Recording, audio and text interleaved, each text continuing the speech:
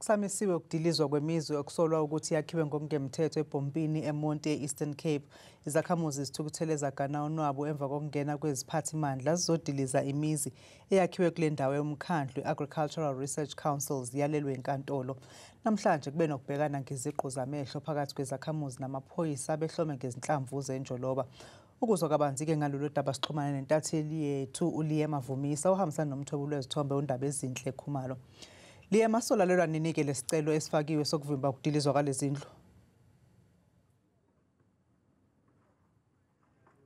Sibulise kuwe Thabile nakuba bukeli izindaba zethu ku Channel 163 njengokubona kumfanekiso wakho ngoku zindaba noko ezingaginyiki ncam nancakasane nanjengoko abahlali beqokelela unako abakwazi ukuqokelela emva kokuba kube kanti kudilizwa imizi yabo. Siyeva ke okokuba oku kuqale kusuku lwayizolo ukanti namhlanje kuthe kusaqhutywa njalo kwabe kubuyamiswa ngenxa yokuba kuthe kwabe kanti kufakwa isicelo kwinkundla ephakamileyo yalapha eMonti, nalapho besithi abantu abamele umbutho we-Economic Freedom Fighters ayilunganga lento yenziwayo nanjengoko becela okokuba ijaji bekanti mamela elityala lokuba kumiswe ukudilizwa kwale mizi. Qalile ke ezo ngxoxo ezo kwinkundla ephakamileyo ngexesha eli ke intsimbi yesine emva kwemini nje kanti ke nangoku siyeva kokuba kusaqhuba. Kanti ke into siyaziyo Thabile ngeli xesha lokuba aba bahlali kudala abahlala kule ndawo yaseBhompini eBhongweni apha eMonti kwiphondo laseMpuma Koloni kusukela kwiminyaka eliqela eyadlulayo zokuthi ngokubambi abanye babo besithi bakhaba ngawo omane ekubeni kuba babe kanti bayakhutshwa ngumnini walomhlaba othi ngu-Agricultural Research Council othe emveni kokuba efumane impephamvume kwinkundla ephakamileyo nalapho sithi court order ethe yamvumela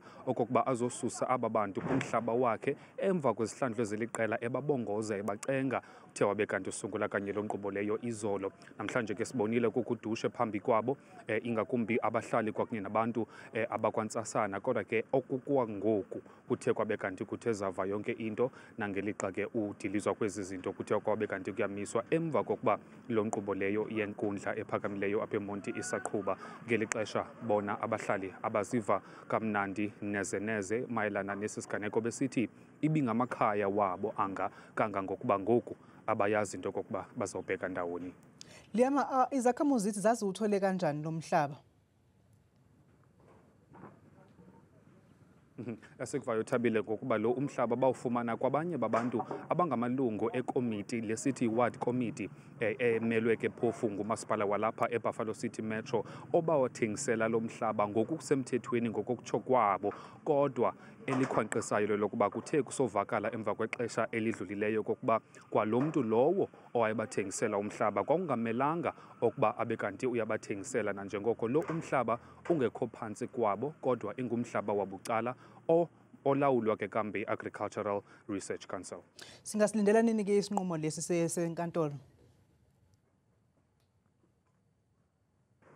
Njengoko besitsho Thabile ingxoxo zisaqhuba ngeli ilixa, kodwa ke silindelekile into yokuba kwiiyure mhlawumbi ezimbini ezintathu kusukela ngoku sizawuva into yokokuba izawuthini into kuyaqhutyelekwa nokudilizwa le mizi okanye kuyamiswa ngqide kube kanti ivakala ncakasane phambili.